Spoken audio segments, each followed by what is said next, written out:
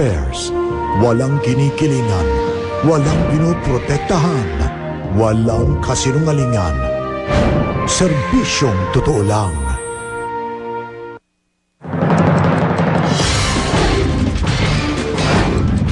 Sunog! Sa pagsalubong sa Pasko, tindahan ng mga paputok sa General Santos City at sa Mandaue, Cebu. Parehong natupok matapos may mag-testing umano ng paputok. 6 patay. Pamilya't magbabarkada. Kanya-kanyang banding sa iba't ibang pasyalan. Ilang mga ninong at ninang, hindi na naman mahagilap. Pope Benedict XVI, sinunggaban ng isang babae sa Christmas Eve Mass sa Vatican. Karagatan sa Cavite, inalugan para mahanap ang 24 na nawawalang pasahero ng lumubog na barko. Isang survivor, ikinwento ang mga pangyayari habang lumulubog ang barko. Manny Pacquiao, balak daw kasuhan ang mag-amang Floyd Mayweather dahil sa mga pahayag na gumagamit siya ng performance-enhancing drugs. At unang araw ng Metro Manila Film Festival, alin kaya ang malakas sa takilya?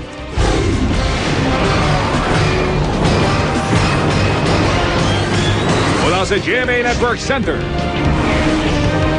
narito si Mel Chanco, Mike Enriquez.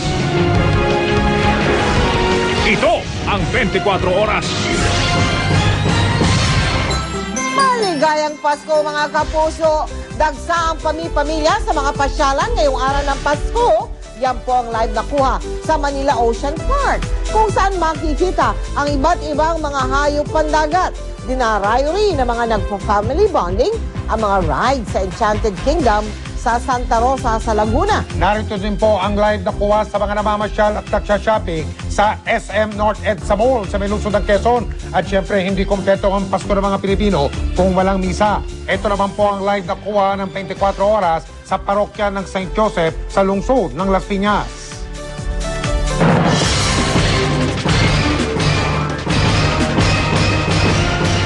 Magandang gabi po. Kabi-kabilang sunog ang sumiklab ngayong araw pa naman ng Pasko. Mga tindahan ng paputok ang natupok. Meron sa General Santos City, meron sa Mandaue City at sa Cebu at sa Pasay. Unahin po natin ang sunog sa lungsod ng General Santos kung saan 3 ang patay. Ang sanhiraw ay paputok na sinindihan malapit sa mismong tindahan ng paputok. Nakatutok si Lay Alvis.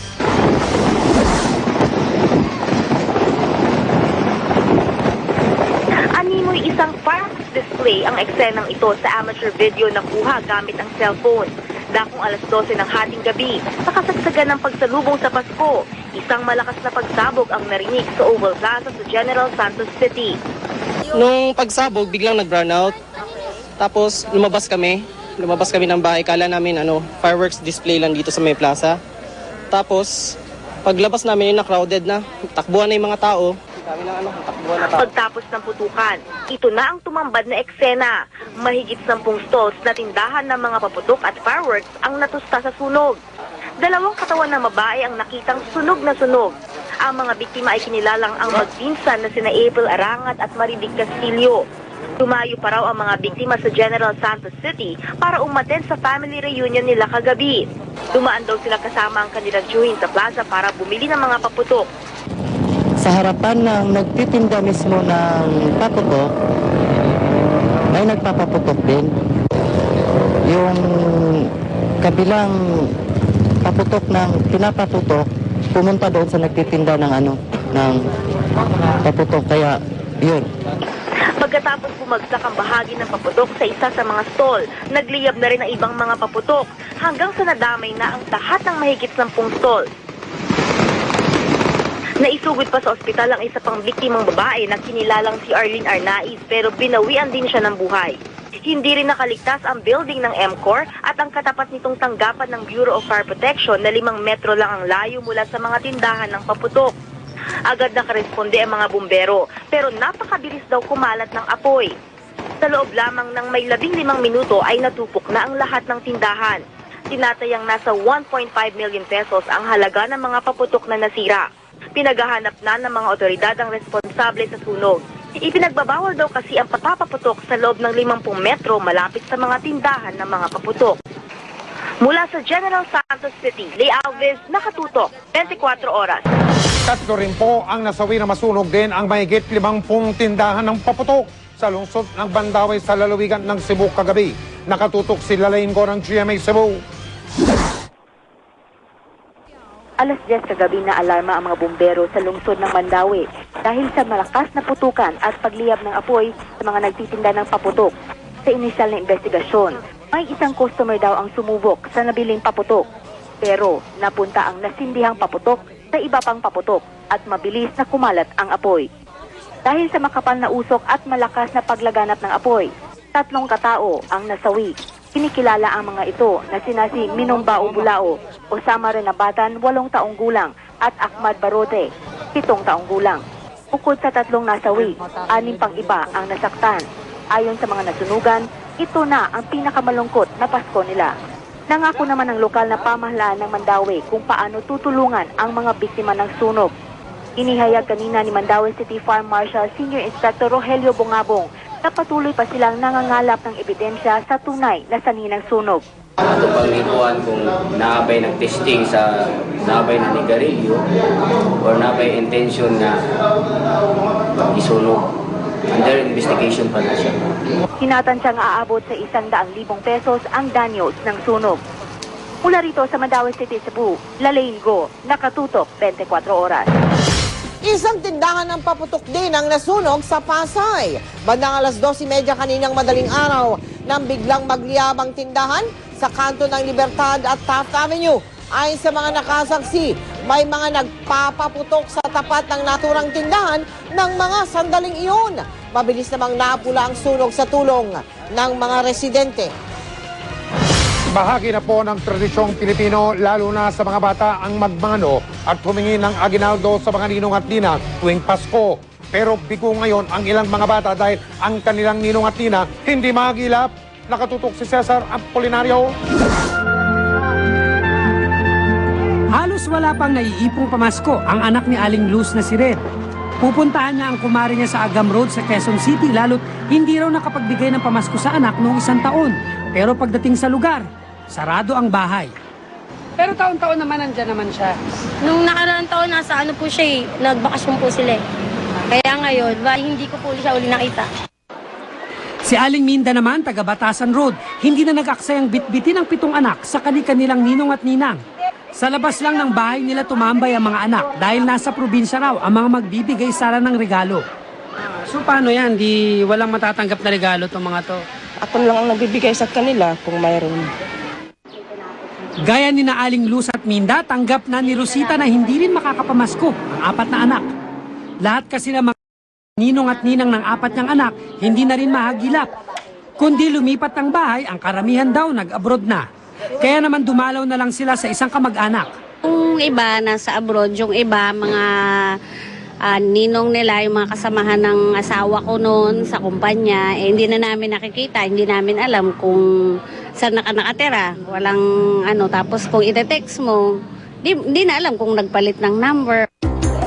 Pero dahil kamag-anak nila ang dinalaw, nakatikim ng pamasko ang mga anak, pati ang kanyang mami. Kanya-kanya ring paraan ng mga batang namamasko sa iba't ibang parte ng Maynila. Ang ilan nating kababayan, game na game sa pagbibigay ng pamasko. Ang mga estilong ito, dito mo lang makikita sa kultura ng Pasko kung saan sinasabing pinakamasaya ang pagdiriwang ng Pasko. Cesar Apolinario, nakatutok, 24 oras. Maraming bata ang talaga namang masayang-masaya ngayong Pasko dahil sa mga aginaldo, syempre. Yung iba nga agad ipinamili ng mga bagong laruan ang perang kanilang napamaskuhan. Nakatutok si Julius Segovia. Matapos magmano kina Ninong at Nina sa Mall Dumiretso, si Nelman at JM kasama ang kanilang ina. Ang pakay ayon kay Mami Margie, ibili ng laruan ang perang napamaskuhan ng 2 bata. Wala kasi iba nilang ninong-nina kaya nakasantas lang.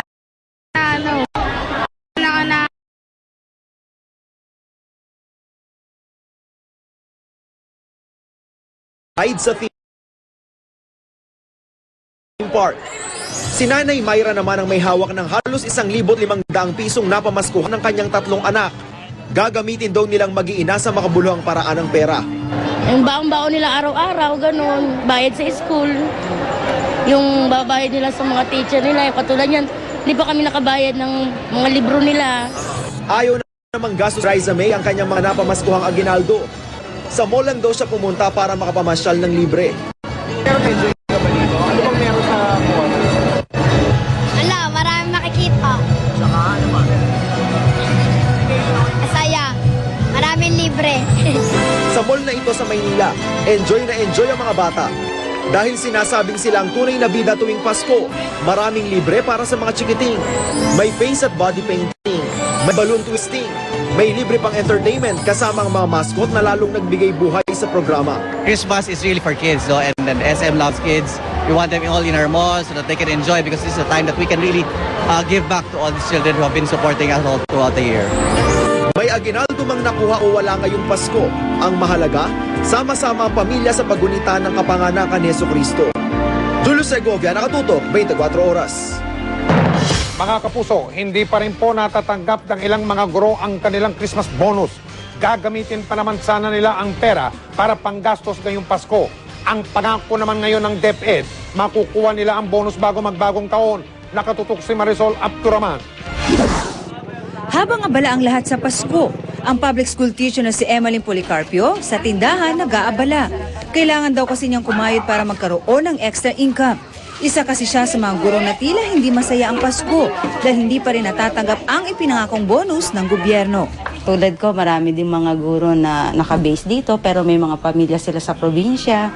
So tulad ngayon, hindi nga ako nakauwi. Ine-expect din kami sa province. Dahil lahat sila sa eskwelahan hindi pa nakakatanggap ng bonus, hindi na rin natuloy ang dapat sanay salo-salo nila. Kaya masama daw ang loob niya. Kung talagang sinserong ibigay yan, mas maagang inasikaso. Pero ang high school teacher na ito na tumangging humarap sa kamera, isa sa mga maswerte nakatanggap ng 10,000 pisong bonus noong nakaraang Biyernes. Kaya merry daw ang kanyang Christmas ngayong taon. Kasi na malaking bagay po. Opo naman, napakalaki naman po talaga. Kasi timely po yung pagkakabigay sa akin. Kasi po, magbibayad po ng tuition nga yung anak ko. Tapos, saktong December. Gayunman, nakikisimpatiya daw siya sa mga kapwa-guro na hanggang ngayon wala pa rin natatanggap na bonus. Kaya sana raw maibigay na ang nasabing cash gift bago magbagong taon. Ayon sa Teachers Dignity Coalition, sa mahigit 100 schools division sa bansa, 14 pa lamang daw ang nabibigyan ng bonus. Bagaman sinasabi na noblest of all professions, no, ang teachers ay most neglected sector, no, dito sa public service. Muntinlupa, Manila. Apela ng mga guro sa gobyerno, sana nga'y maging masaya man lang daw ang pagtatapos ng taon. Paliwanag naman ni Department of Education, inaasikaso na daw ng Department of Budget and Management ang pagpapalabas ng special cash gifts para sa mga guro. Ipinangako ng Pangulong Arroyo ang cash gift na ito para raw mas masaya ang bagong taon ng mga kawani ng gobyerno. Marisol Abduraman, nakatutok, 24 oras. Maraming Pinoy ang hindi nakalimot magpasalamat sa Panginoon. Ngayong Pasko, inumpisahan nila sa pagsisimba ang pagdiriwang ng kaarawan ni Jesus. Nakatutok si Bernadette Reyes. Puyat man sa Noche Buena kagabi, dinagsapa rin ng mga parokyano ang mga simbahan ngayong araw para sa Christmas Mass. Ang Santo Domingo Church, kahit na isa sa mga pinakamalaking simbahan sa Quezon City, napuno. Pero sa kabila ng siksikan, nakatawag ng pansin ng pamilya Doliente na color-coordinated pa ang suot para sa misa. Dagdag gastos man daw ang bagong gamit ngayong Pasko. Hindi naman daw matutumbasan ang sayang dulot nito, lalo na sa mga bata. May dahilan din daw kung bakit taon-taon, bumibili talaga sila ng pare-parehas na kulay ng damit para lang sa Pasko. Parang family day, pagka nawala nga naman, makikita kami talaga, kami talagang magpapamilya. Minsan-minsan lang naman to, at saka actually hindi naman to masyadong mahal. Mumuray lang po siya, siguro maganda lang siya tingnan. Si Kent Craven naman hindi mabitawan ang natanggap na regalong laruan hanggang sa simbahan. Bakit gusto mo yung bago mong toy? Kasi po mahilig po ako. Saan? Sa toys.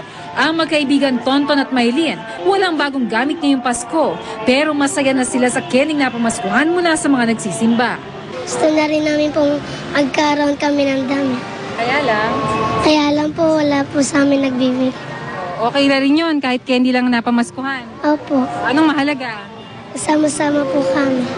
Dagsari ng mga nagsisimba sa Quiapo Church sa Maynila. Si Nenita San Andres laking pasasalamat dahil natupad daw ang kanyang hiling na gumaling ang kapatid na may sakit matapos niya makumpleto ang 9 na araw ng simbang gabi. Na-ICU siya last December 18 up to 2023. Awa ng Diyos, kahapon ng umaga nakalabas na siya. Puno rin ng mga parokyano ang Hearts of Jesus and Mary Parish Church sa Quezon City. Ayon sa parish priest na si Father Aris Sison, sa kabila ng kaliwat ka ng mga kasiyahan, sana raw magkaroon tayo ng oras para makapagsimba ngayong araw ng Pasko. Bago lahat ng pagdiriwang, kailangan tandaan natin, nagdiriwang tayo, ginagawa natin lahat ng ginagawa natin kasi birthday ni Jesus. Kaya isa sa mga bagay na dapat unahin natin sa araw na ito, magsimba tayo, batiin natin si Jesus, pasalamatan natin siya sa kanyang pag-aalay ng kanyang buhay para sa atin. Bernadette Reyes, Nakatutok, 24 Oras. Tulad po ng mga nakaraang taon, masayang pagdiriwang ng Pasko ng mga taga-Tondo sa lungsod. Nakatutok si Ivan Mayrina. Dito sa teritoryo ng mga tigasin, sayawan ng trip ng mga macho sa bungad para ng kalsada sa Barangay 44, Moriones, Tondo. Inumaga na nga sila sa inuman kagabi pero pagkatapos matulog ng daglian, eto tuloy na naman ang labanan sa tunggaan. Hangover baka mo, may solusyon sila dyan. Paggabi pa kami uminom, paggising namin, may hangover kami, uminom uli kami. Para mawala yung hangover? Para mawala ang hangover. Baka abuti pa naman kami baka bukas pa uli Sa Dagupan Extension, buhay na buhay din ang inuman. Ang isang ito hindi na nga nagantay ng makakaumpukan at nagdiwang ng solo. Sa gabi, inabot ako hanggang alas 4. Madaling araw. Kaya ngayon, ito. Pagising, tuma ulit. Siyempre. Follow up ba? Follow up yan. Ganun tayo talaga mga Pilipino At dahil Pasko, extra special ang pulutan ngayon. Grupong ito, inihaw na isdang tambakol at kinilaw ang pulutan. Patak-patak daw ng konting naipong pera at namamasko na rin sa mga kapitbahay para pang happy-happy nila. At sa bawat umpukan, hindi siyempre nawawala mga komedyanteng nangunguna sa katatawanan. Mga kapuso, maligayang Pasko sa inyo lahat! Yeah! May ganon! Tatlong magkakasunod na Pasko ko nang nai-interview si Mang Rudy Fortuno dito sa Dagupan Extension. Ito si Mang Rudy nung nakaraang taon. Merry Christmas sa inyo! Happy New Year!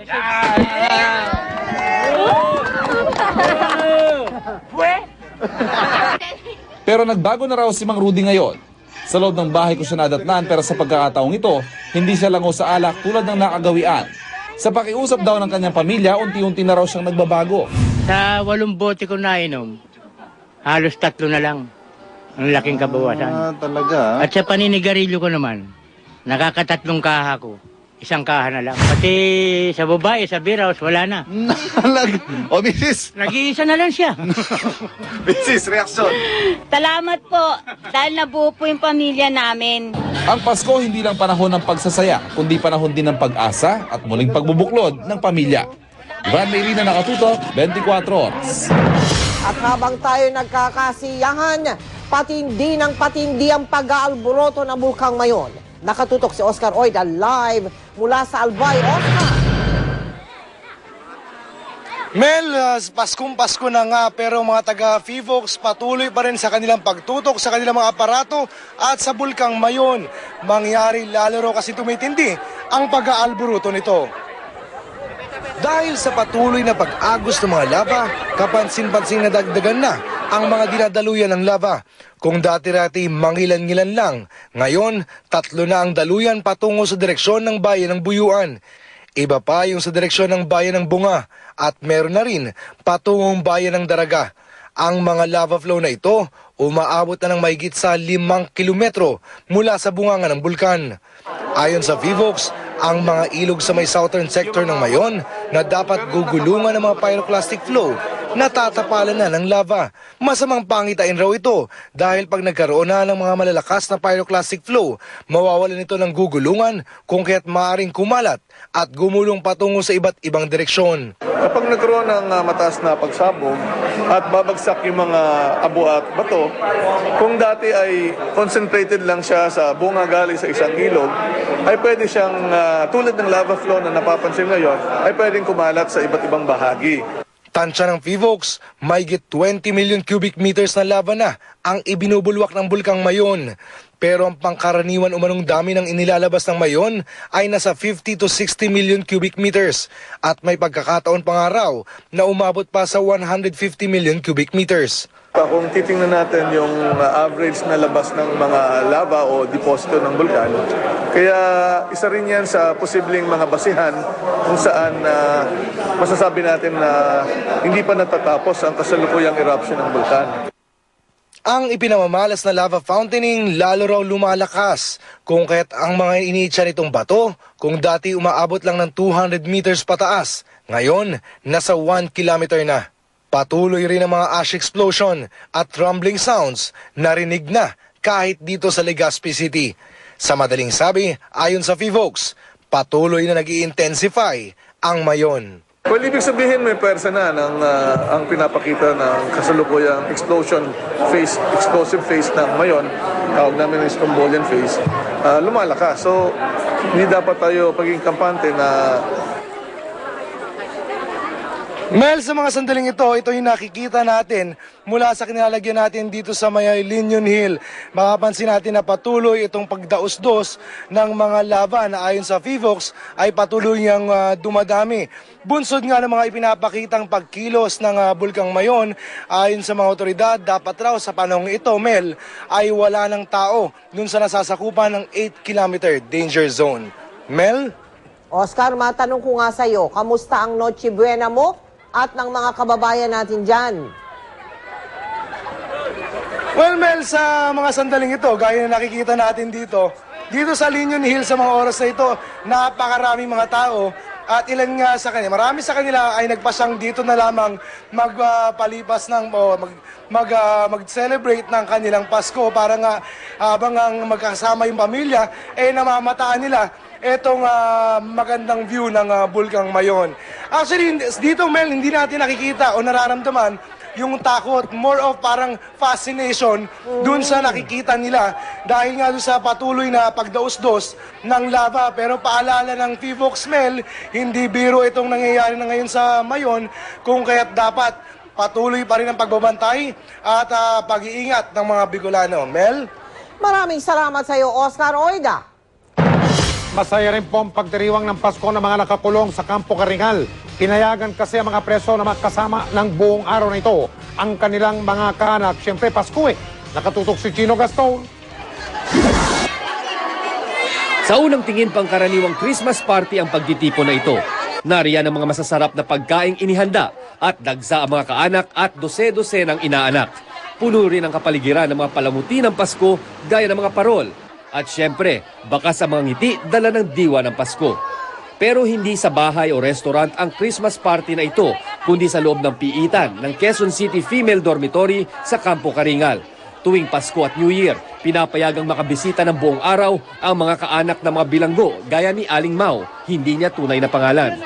Dama niya raw ang hirap ng 2 taong pagkakabilanggo rito, pero hindi raw ito balakid sa pagdiriwang ng Pasko. Siyempre dito po, parang laya rin. Pipili ka ng buhay na gusto mo. Kung gusto mo sumaya, pwede. Kung gusto mo naman malungkot lang doon sa bed mo, kung ka lang, ganun lang po. Maging ang mga lumayang preso na tumanggi namang magbigay ng pangalan, taon-taong bumabalik tuwing Pasko. Halos pamilya na raw kasi ang turingan ng mga bilanggo rito. May dinadalaw lang po ako.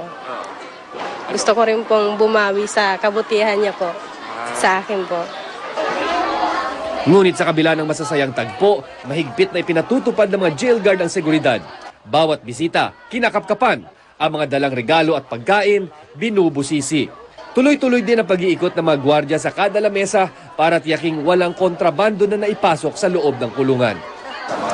Doble pwersa po ang ating mga nakabantay ngayon dahil wala po kaming inoobserbahang holiday. lahat po ng ating mga personnel ay nandirito upang magbantay po sa seguridad ng ating detention facility. Kahit na paano dama pa rin ang diwa ng Pasko sa loob ng Quezon City Female Dormitory. Pero para sa mga inmates dito, hindi mamahaling regalo ang kanilang ipinagdarasal ngayong Pasko, kundi ang matagal ng minimithing Tok ng baril, kasabay ng pagsalubong sa Pasko, kaninang madaling araw, lumusot pa ang bala sa tanggapan ng GMA Iloilo. Nakatutok si Charlene Belviz ng GMA Iloilo. Anumang apela ng PNP, may mga matitigas pa rin ang ulo na hindi sumusunod. Habang abala ang lahat sa pagsalubong sa Pasko, may balang lumusot sa kisame ng studio control room dito sa aming istasyon.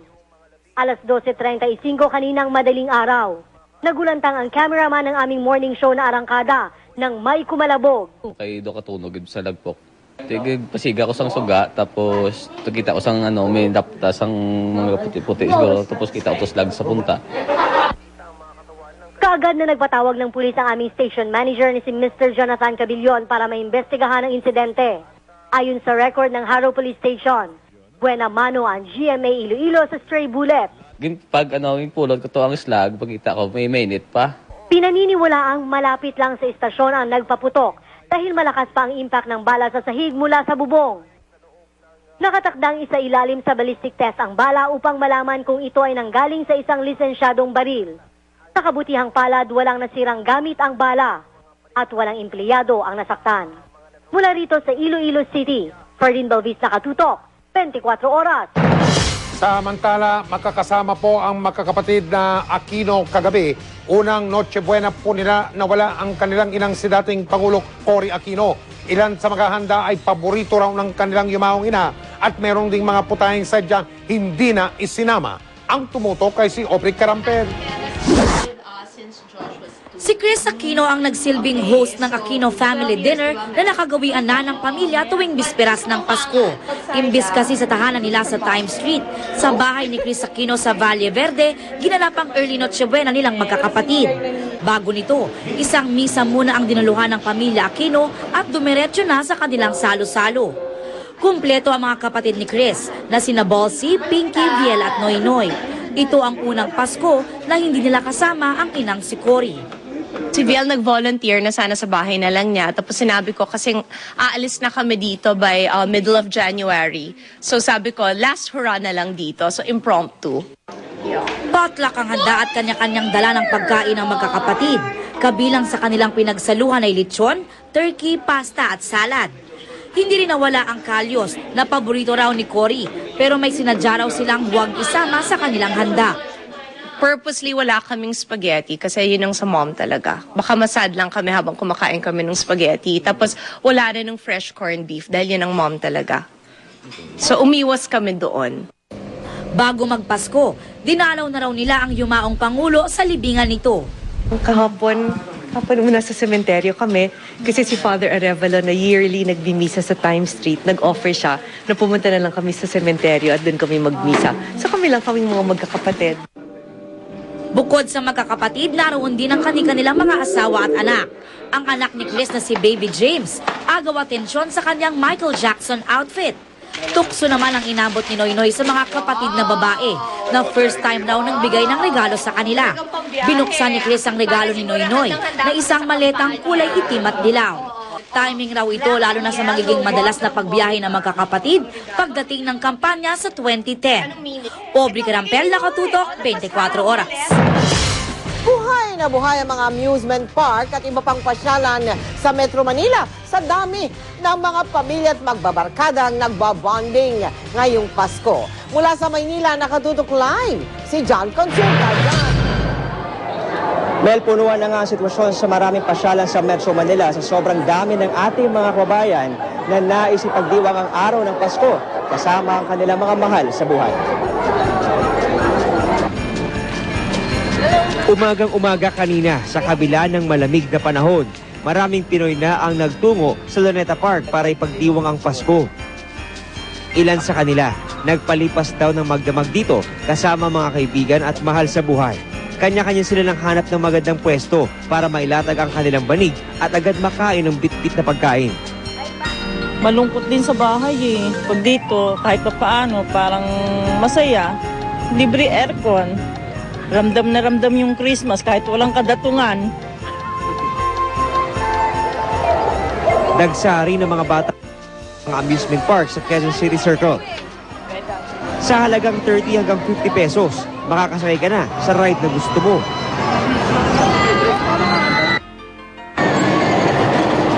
Maging ang public playground na ito sa Quezon City, patok din. Halos di mahulugang karayom sa kapal ng mga dumagsa. Simple man ang kanilang paggunita, ang importante raw, diriwang ng sama-sama ang Pasko. At kung sila raw ang masusunod, meron daw silang mga kahilingan na sana'y mapakinggan ngayong araw ng Kapaskuhan. Kung talagang dito, may kita, hindi na ako alis. Mahirap kasi humiwalay sa pamilya. Gumanda ang hanap buhay namin, lalo pamilya ko, sana lang nasa magandang kalagayan. Siyempre, kailangan malayo sa Sana. sakit. Sana laging maayos ang katawan. Dahil araw ng pamilya at pasyal ngayong araw, marami rin ang pumunta sa Ocean Park sa Maynila. Di na itago ng ilan ang pagkamangha sa nakitang mga iba't ibang uri ng Ganda po, saka po yung iba po parang malalaking isda. Kulay. Gandang tignan. Sa ngayon, Mail, ay umabot na raw sa 7,000 ang bilang ng mga bumisita dito sa Ocean Park sa buong maghapon. At para ma-accommodate pa ngayong araw ng Pasko, mga bisitang nais sumabol, ginawa ng alas 9 sa halip na alas 8 ang closing time dito sa Ocean Park. Maligayang Pasko, Mel. Balik sa'yo. Merry Christmas din sa iyo at maraming salamat, John Consulta. Iba na raw po ang Pasko ngayon sa Sharif Agwak sa lalawigan ng Maguindanao. Yan po ay matapos ang karumalduman na massacre sa karatig bayan ng Ampatuan. Mula sa lungsod ng Cotabato, nakatutok live si Rauna Crisostomo. May kapektado pa rin ng Maguindanao Massacre ang pagdiriwang ng Pasko sa Sharif Agwak. Gayunpaman, ipinagdiwang pa rin ng ilan ang mahalagang araw na ito sa kanilang simpleng paraan. Tahimik, yan ang karaniwang tugon ng mga taga Sharif Agwak nang kumustahin namin ang kanilang Pasko. Ang pamilya ni Jose Sobremesana, itinulog na nga lang daw ang dapat sanay Noche Buena ng pamilya. Wala raw kasi silang ipinanghanda. Dagdag pa ang takot na kanila pa ring nadarama matapos ang karumaldumal na Maguindanao Massacre. Nung isang araw nga lang daw, tahasang kinuha ng mga armadong magnanakaw ang alagang kalabaw ng pamilya. Wala naman daw silang magawa, lalo't nagsiuwian na sa kampo pagsapit ng dilim ang mga sundalong itinuturing nilang proteksyon. Ibang-iba raw talaga ang Pasko ngayon kumpara nung mga nagdaang Pasko. Mabuti yung nakaraang Pasko. Ay, may handa rin kami, kahit konti. Pero kagabi wala. Pansit Bio na tinapay naman ang tanging handa ng pamilya ni Nancy Uy sa Noche Buena. Wala rin daw kasing halos kita ang kanilang munting talipapa. Hindi pa raw kasi nagsisibalikan ng mga dating suki nila na nagsilikas mula nang mangyari ang insidente sa kanilang lugar. Pati na rin ang mga kapitbahay niyang Muslim na dati nakikipasko sa kanila. Lahat dito na mga kapitbahay namin na mga Muslim celebrate rin. Kasi parehas lang man daw. Pero Kagabi lang wala. Wala talaga, wala kang makita na ganon oh. Pag alas 12 kagabi, wala na. Kami na lang. Ang mga sundalong na destino sa Sharif Agwak, gumawa na lang ng paraan para maaliw sila ngayong Pasko at naghanda ng Noche Buena sa kanilang kampo. Pero dama pa rin daw nila ang pangungulila sa mga mahal sa buhay. Di okay naman, kahit nasa malayo kami. Ay, ganyan talaga trabaho sundalo. Kahit nasa malayo, masaya pa rin. Ngayong Pasko, iisa pa rin ang panalangin ng mga nasa Sharif Agwak ang maibalik sa normal ang kanilang pamumuhay, malaya sa takot at pangamba. Merry Christmas sa inyo dyan, Mike. Ay, maligayang Pasko din sa inyo dyan sa Cotabato at sa Mindanao. Rauna Crisostomo. Susunod! Pampaserong van nabagsakan ng puno sa Kamali Galbay. 6 ang sugatan. Sisilipin natin ang mga sanggol na isinilang ngayong Pasko.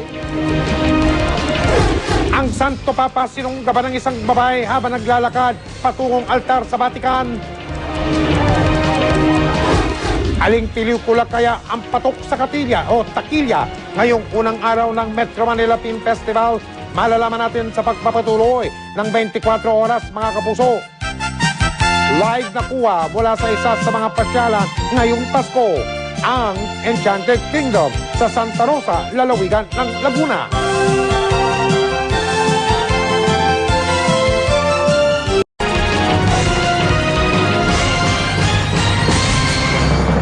Mga kapuso, wala na siguro mas maganda pang regalo para sa mga magulang ngayong Pasko kundi ang mapagkalooban ng anak, ang mga tinaguriang Christmas babies, ang tinutukan ni Sherry Ann Torres.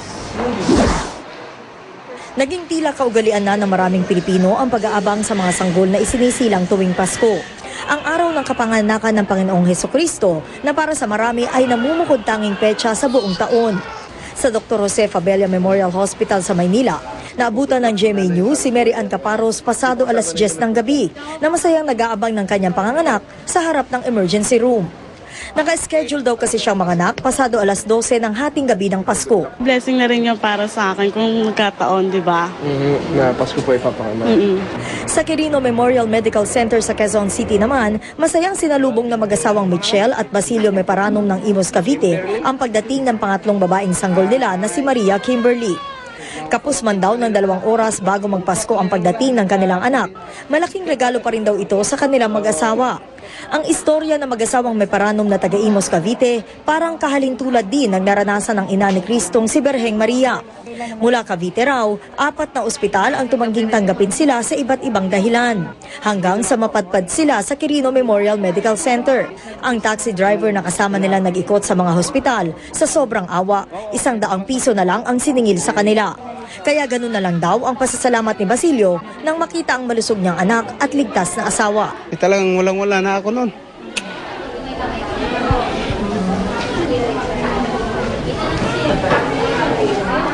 Salamat talaga.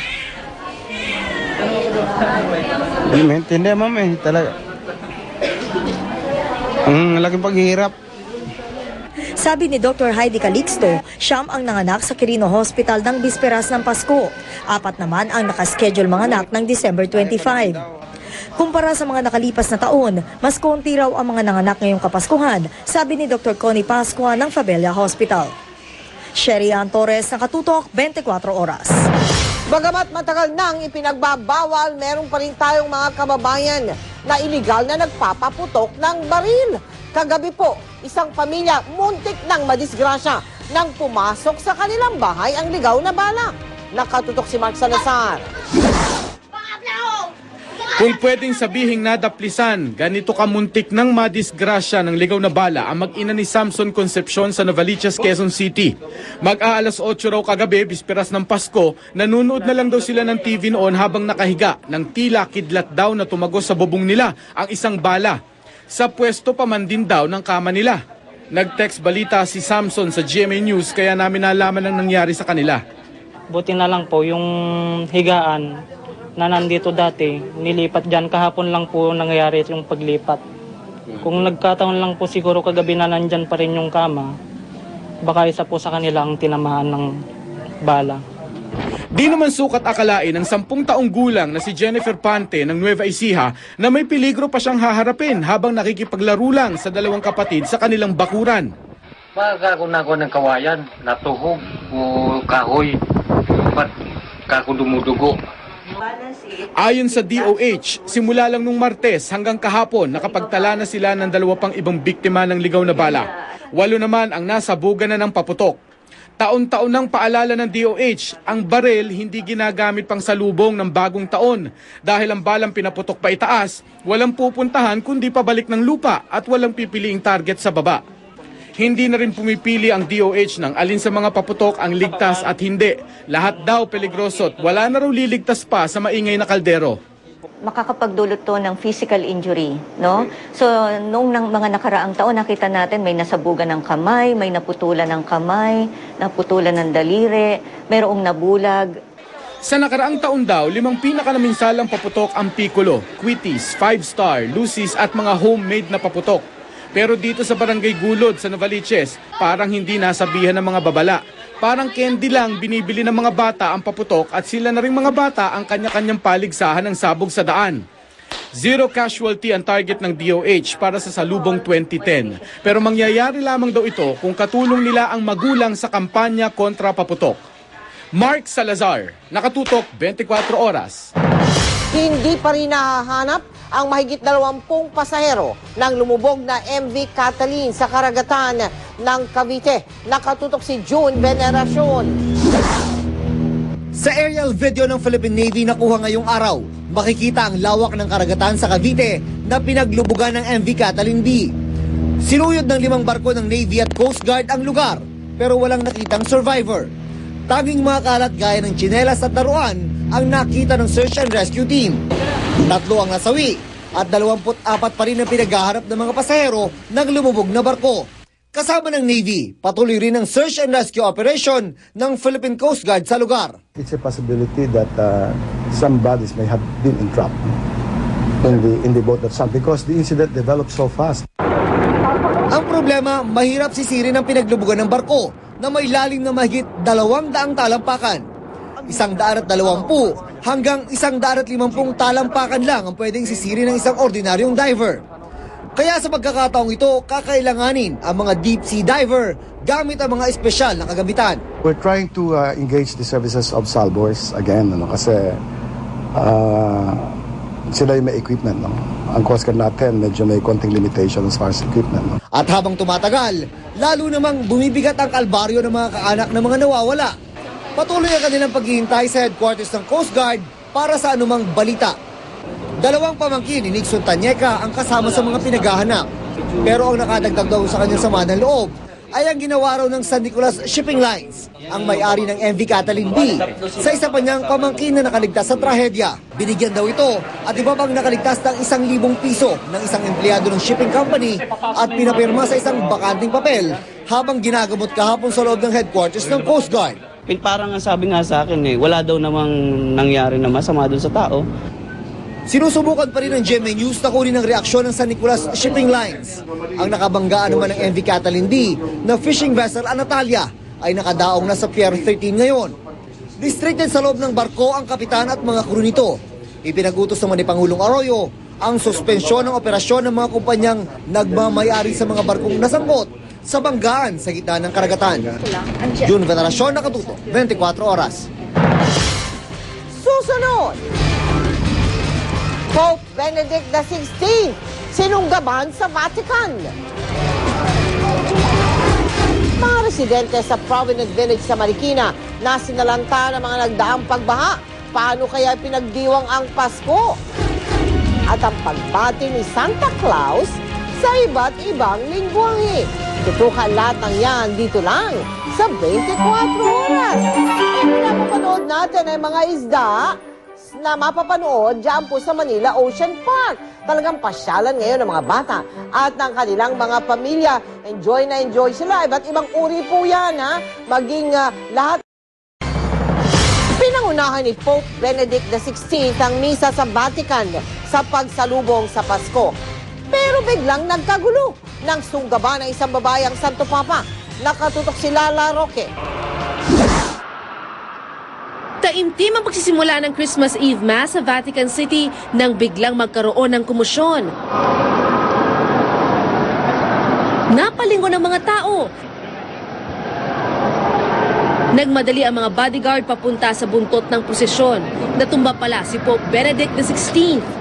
Sa amateur video na ito, makikita ang isang babaeng nakapulang sweatshirt ang biglang tumalon sa harang at sinunggaban ang Santo Papa. Ayon sa tagapagsalita ng Vatican, natumba rin si Cardinal Roger Echegaray at isinugod sa ospital. Tila mentally unstable daw ang babae. Agad namang nakatayo ang 82 anyos sa Santo Papa para ituloy ang prosesyon patungo sa altar. Sa misa, hindi nabanggit ang insidente. Pagkus, sumentro ang mensahe ng Santo Papa sa panawagan ng kapayapaan at pagkakaisa.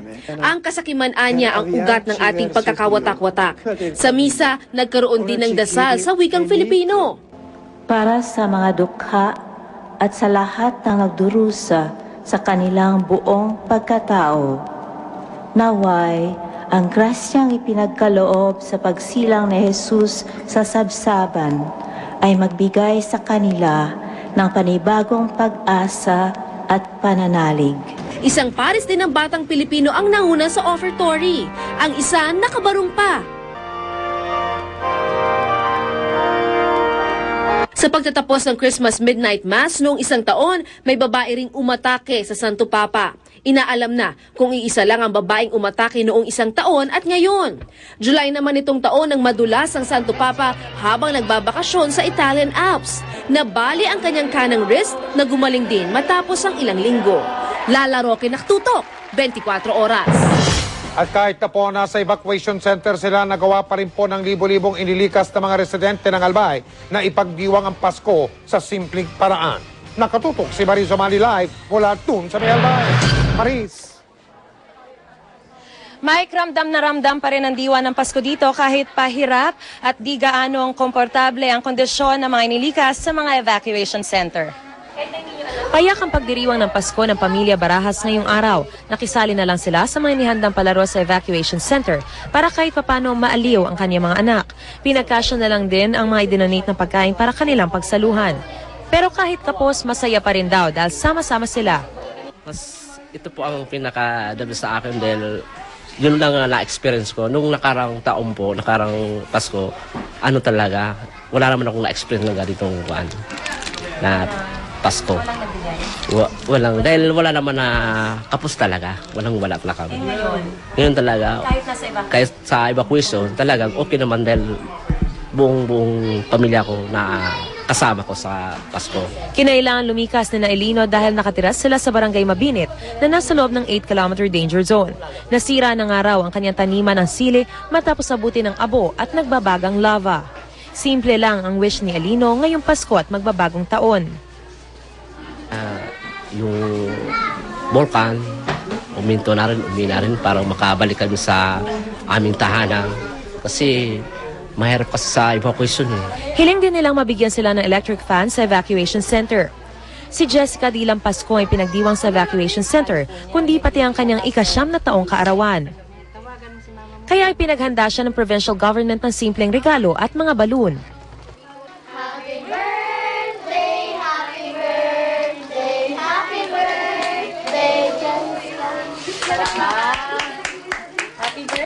Masaya. Bakit?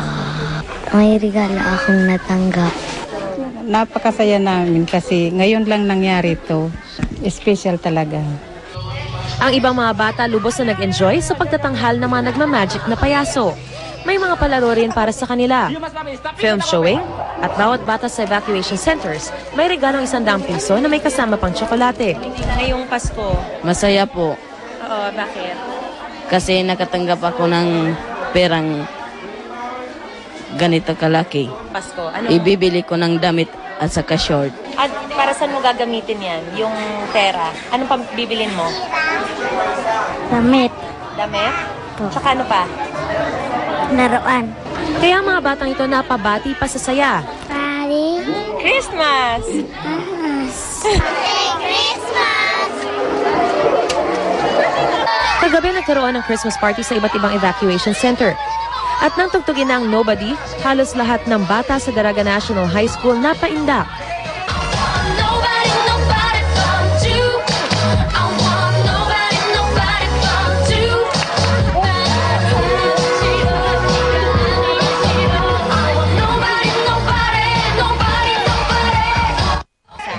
Masaya po kasi kahit nandito po kami, may ginagawa po kami, nagpapalaro, may mga cartoons na pinapakita at lagi po kaming sama-sama ng aming pamilya.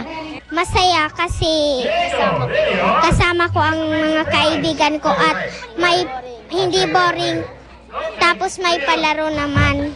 Malaking tulong daw na ginawang Open City ang Albay para bumuho sa madonasyon at mapasaya ang Pasko ng mga inilikas. Di ba Open City? Nire-report na lang sa akin na may mga civic organization na gumagawa, pumapasok. At yun, pinapasaya yung ating mga evacuees, yung pagbigay po ng concert, film showing, lahat na ng klase. Pero di lang daw ngayong Pasko magtatapos ang tulong ng otoridad. This time, entertainment lang na ma-affect na malaki ang epekto sa psychological problems nila, no? So, entertainment, na unstressed tayo. So, but this time, yung more in-depth na pagtitingin sa kanila, yun na po ang next phase ng gagawin natin. Pati ang mga sundalo nagsasakripisyo para magbantay sa mga checkpoint at magpatrolya para masigurong walang residenteng may iwan sa loob ng 8-kilometer danger zone. Nakatikim din ang simpleng party. May kainan at kantahan din. We wish you a Merry Christmas. We wish you a Merry Christmas. Happy New Year. Masaya kasi ma'am kasi yung bigyan kami ng saldo nung superior namin. Iba kasi kung pinansin ka ng superior, yung may term kami dyan, high moral, yung masaya. Mike, tila araw-araw na nga magiging Pasko rito sa mga evacuation center. Dahil pangako ng provincial government hanggat naririto yung mga inilikas, tuloy-tuloy din ang buhos ng mga donasyon, pati na rin ng mga kasiyahan gaya ng mga pa-concert at palaro para mahikayat yung mga evacuee na wag na munang bumalik sa kanilang mga tahanan na malapit sa peligro. Mula rito sa Legazpi, Albay, Merry Christmas sa inyo dyan, Mike and Mel. Ay, maligayang Pasko rin sa inyo dyan, Marie Somali at mga kapuso natin sa lalawigan ng Albay. Kung inyo pong naalala, delubyo ang dinanas sa mga taga-Prominent Village sa Marikina nang manalasa ang bagyong Ondoy noong Setyembre. Paano nga ba ang Pasko ng mga taga roon? Yan ang tinutukan ni Sandra Aguinaldo. Isang Provident Village sa matinding tinamaan ng baha noong bagyong Ondoy. Ilang residente rin ang binawian ng buhay matapos matrap sa kanilang mga bahay.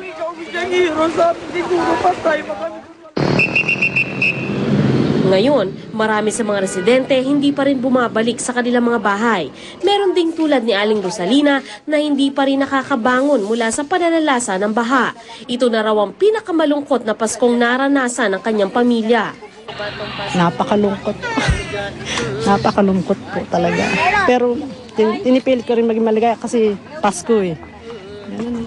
Okay lang po, basta ang panalangin ko na sa Panginoon. Huwag kami magkakasakit, makaraos kami sa maghapon. Ang bahay niyang dating 2 palapag, 1 palapag na lang ngayon. Ang mga gamit sa loob, pinulot lang mula sa baha o kaya'y donasyon. Ang kaldero, ito lang ang laman. Para naman sa iba, pwede pa rin namang magdiwang ng Pasko pagkatapos ng trahedya. Ang bahay ni Rodora Santos, wala nang bakas ng bahang, halos umabot daw sa kisame ng 2nd floor. Sa loob, ang Christmas tree ang laging nagpapaalalang bawal ang malungkot sa bahay na ito. Kailangan nilang kalimutan yung nangyari kasi kahit ano nang gawin mo eh, ando na yun eh. Diba?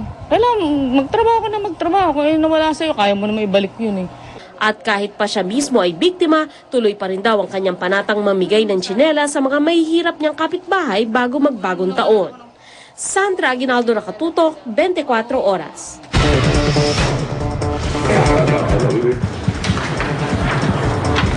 Lumagda ng Memorandum of Agreement ang GMA Network Incorporated at SM West Avenue Theaters Corporation para maging formal ang partnership ng dalawang kumpanya. Sa kasunduan, araw-araw ipalalabas sa SM Cinema sa buong bansa ang National Anthem video na gagawin ng GMA. Ipalalabas din nila pati ang mga plug ng GMA. Pumirma sa MOA sina GMA Network EVP and COO Gilberto Duavit Jr., Chief Financial Officer Felipe Yalong, SM West Avenue Theater Senior Vice President Edgardo Tejerero at Assistant Vice President Alan Florendo. Malaking bagay sa atin ito at nagpapasalamat tayo sa SM. So what we're trying to do here is to reinforce our commitment as a cinema, of course as part of SM Cinema, to the local film industry. And GMA of course definitely is a major partner and we recognize also their dominance also in the market. Abangan! Santa Claus, bumati sa iba't ibang lingwang eh.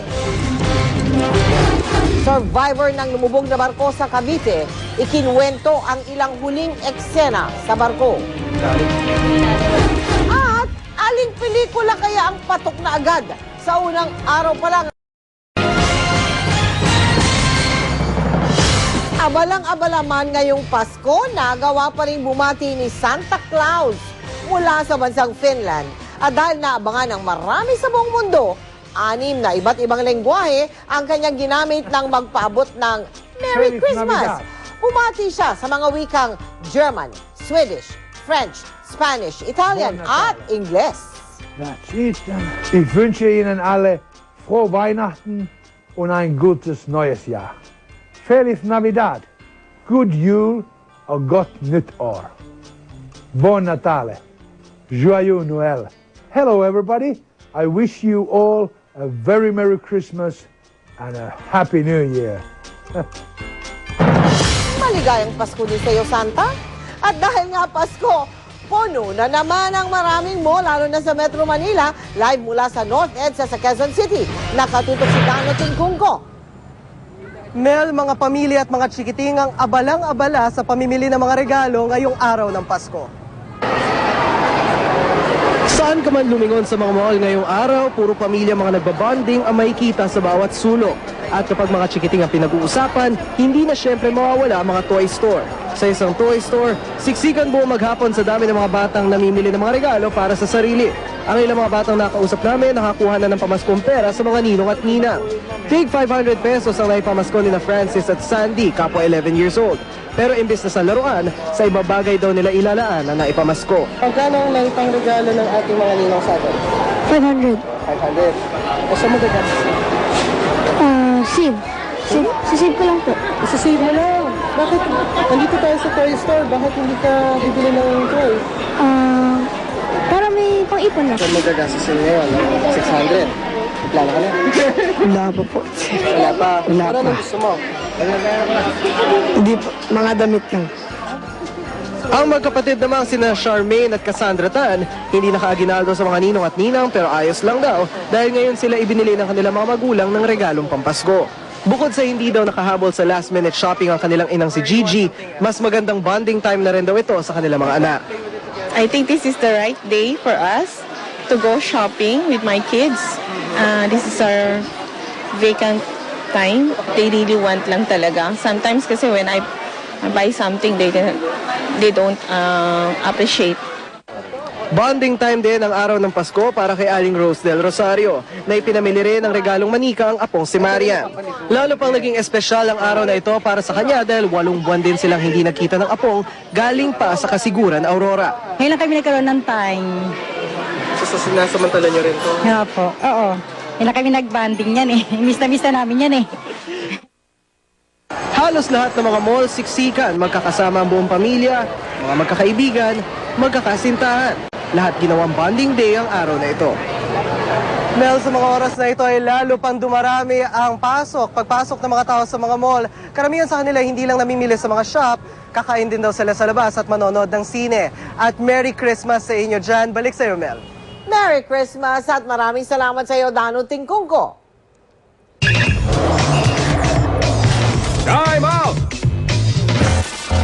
Pikon na raw si Manny Pacquiao sa mga paratang ni Floyd Mayweather Jr. at ng ama nito na gumagamit siya ng performance enhancers. Kaya naman pinakakasuhan na niya ang mag-ama, gayon din ang big boss ng Golden Boy Promotions.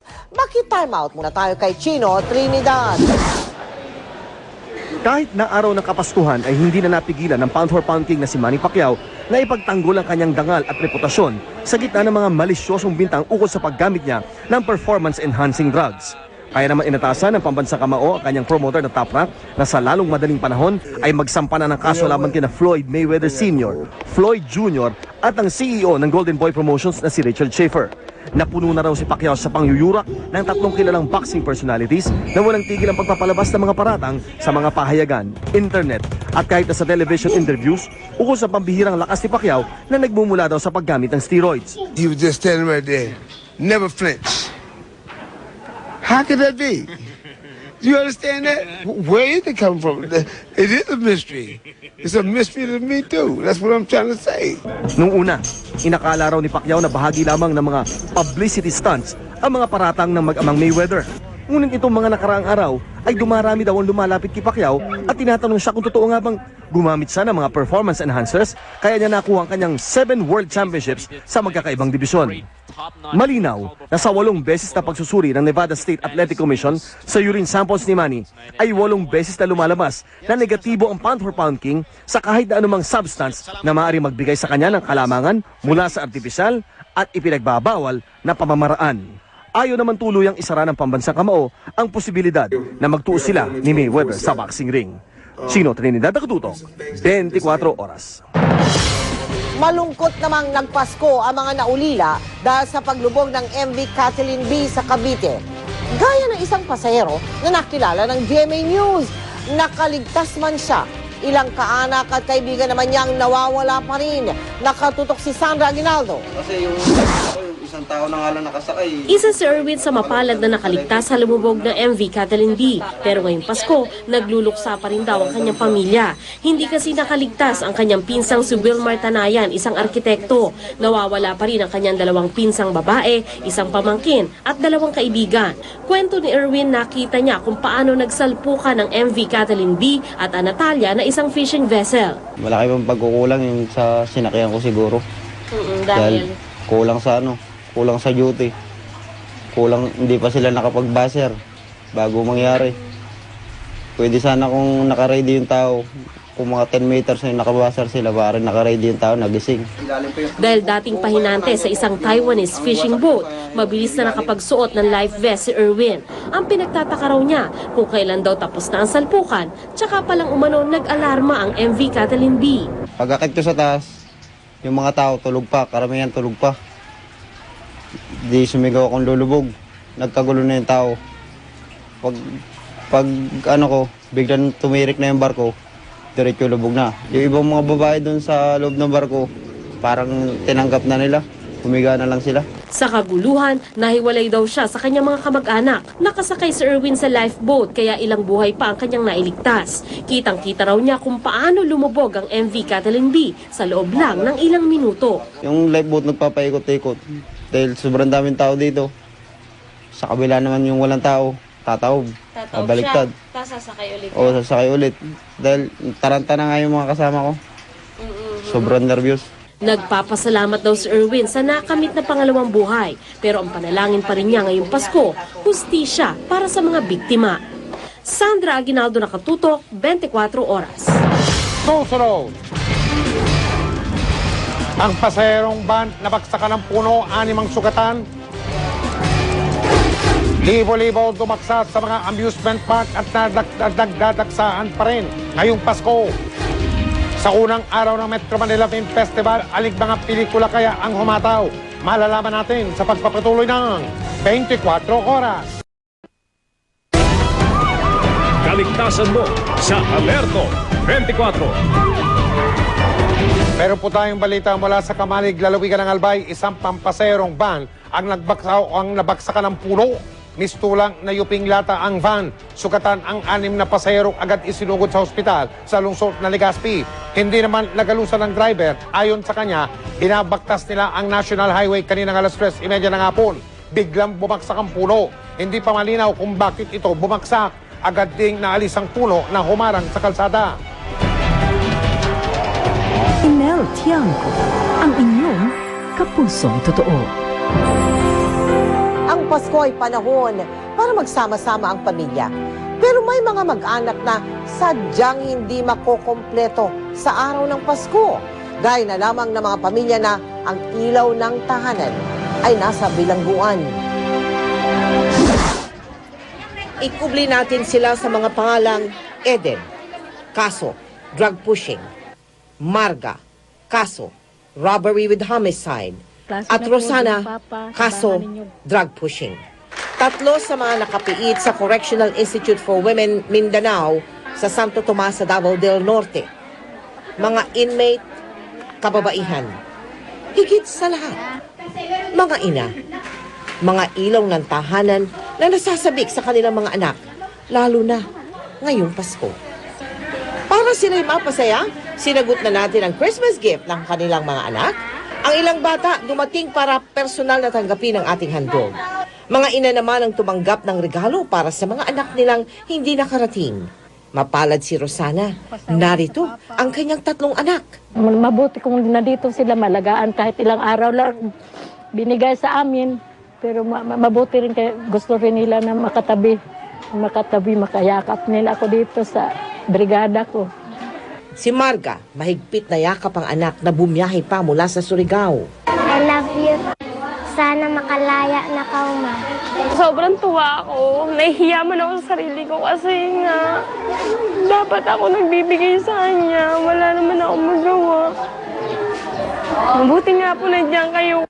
Gaya ni Marga, ilang taon na rin pinangarap ni Eden na makita at mayakap ang kanyang mga anak na nasa Maynila. Nainggit ako kasi nung nakita kong dumating mga anak nila, yung yakapan, tsaka yung halik, yung bang parang napil ko na sana ako din ganun din, kaso malayo. Pero pagkatapos ng mga luha, muling sumilay ang mga ngiti sa mga labi ng mga nanay.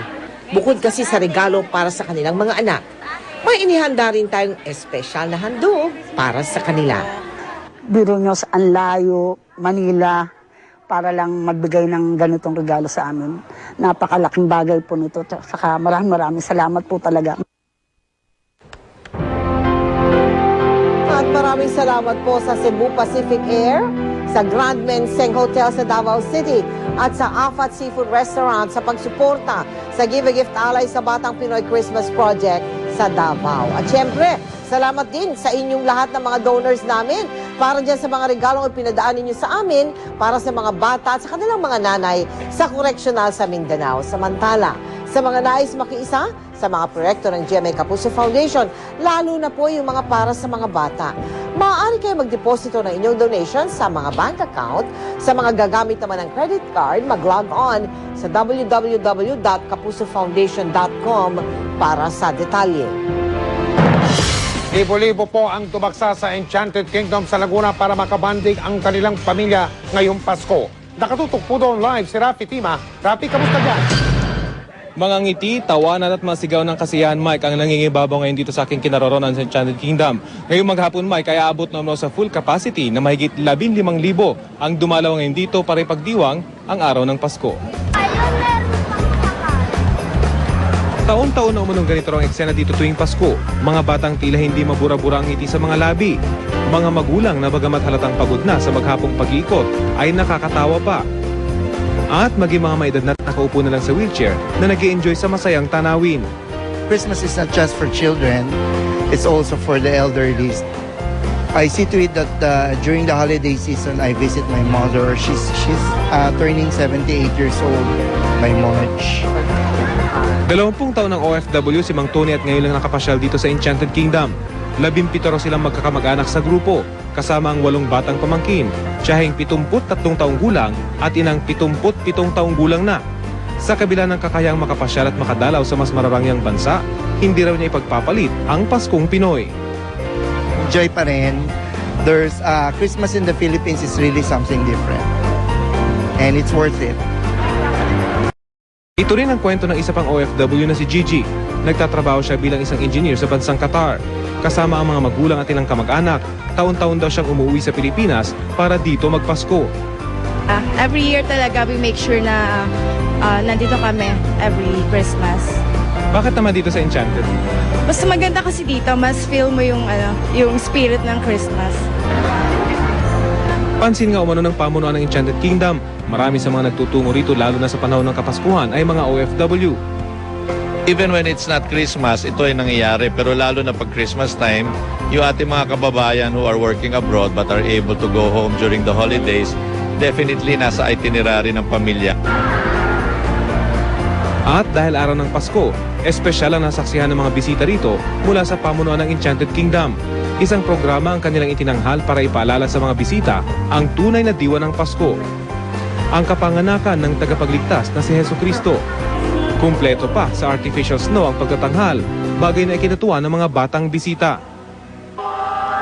Ang choir na ito na kinabibilangan ng mga chikiting, may espesyal ding pagtatanghal para sa mga bisitang naghihintay sa mga mahabang pila ng mga rides at programa sa loob ng Enchanted. Bagamat Paskong Pasko ay nagtatrabaho, masaya na rin daw silang magbigay aliw para sa ibang tao. These children are all taking up individual lessons in instruments and in voice. So ang ginawa ko, ginather ko sila and they sing as a choir na, the whole studio.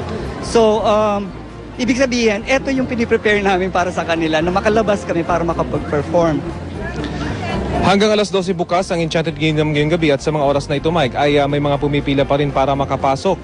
Malamig ang simoy ng hangin kaya naman marami ang pinili ngayong gabi magtungo dito. Mamayang alas 10 ng gabi ay isa ring magarbong fireworks display ang magaganap. Bagay na hinihintay ng marami at inaabangan na rin namin, Mike. Maraming salamat. Maligayang Pasko, Rafi Tiba. May bagong maestrado ang Korte Suprema. Siya ay si Justice Jose Perez na dating court administrator ng Korte Suprema. Itinalaga siya ng Malacanang bilang kapalit ni Justice Leonardo Quisumbing na nagretiro nitong Nobyembre. Natanggap na raw ni Chief Justice Renato Puno kahapon ang appointment papers ni Perez na pirmado ni Pangulong Arroyo. Bukas nakatakda ang panunumpa sa tungkulin ni Perez. Bumati po ng tinatawag na Merry Christmas sa iba't ibang mga salita o lingwahe si Pope Benedict XVI. Ito po ay bahagi ng kanyang Urbi et Orbi na pananalita. Tradisyonal na pagbati po yan ng Santo Papa na ginagawa niya tuwing Pasko. Kabilang po siyempre sa mga lingwahe hindi mawawala at ng Santo Papa ay ang wikang Pilipino.